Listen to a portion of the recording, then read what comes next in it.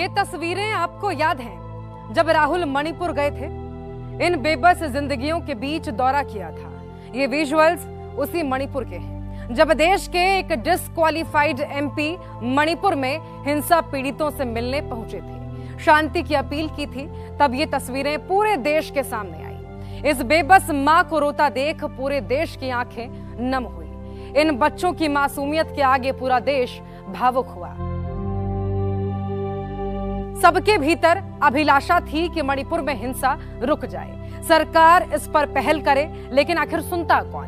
गृह मंत्री बिहार में रैली कर रहे थे, प्रधानमंत्री अमेरिकी दौरे पर थे। बहरहाल इन तस्वीरों से दिल्ली में बैठे हुक्मरानों पर कोई असर नहीं हुआ। दरअसल सत्ता में बैठे लोगों के आंख का पानी सूख चुका है, इंसानियत उनमें बची ही नहीं है। बीते 80 दिनों से जारी हिंसा, आगजनी, हत्याएं और बलात्कार जैसी जघन्य घटनाओं पर इनकी चुप्पी दर्शाती है कि देश की सत्ता वाकई गलत लोगों के हाथ में जा चुकी है। राहुल के अनुरोध, सुझाव और चेतावनी का इन पर कोई असर नहीं हुआ।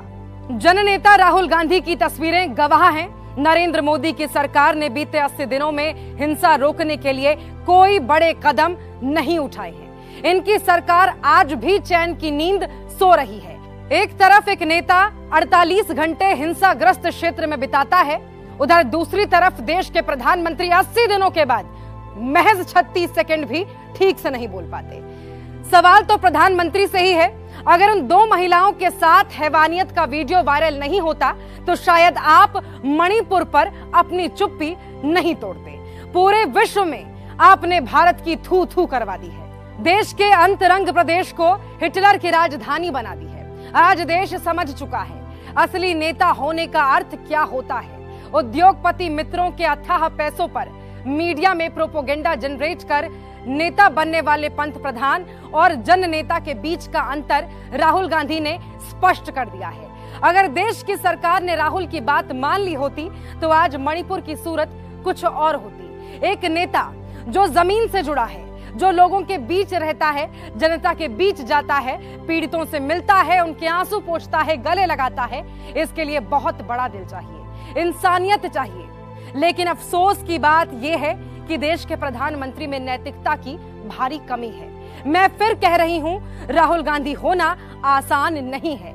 आसान है तो कोई नेता जाए मणिपुर के हिंसाग्रस्त इलाके में कुछ दिन बिताए, उन गांव में जो आग के हवाले कर दिए गए, उन शेल्टर होम में, उन रिलीफ कैंप में जाइए, आंख मिलाइए उस माँ से जिसकी बेटी के साथ रेप हुआ है, उस बाप के कंधे पर हाथ रखिए जिसका बेटा मरा है, उस परिवार के लिए संबल के 4 शब्द तो कहिए जिसका कारोबार खत्म हो गया, जिसके घर जल गए, जिसकी जिंदगियां बर्बाद हो गई। ऐसा करने के लिए हिम्मत चाहिए।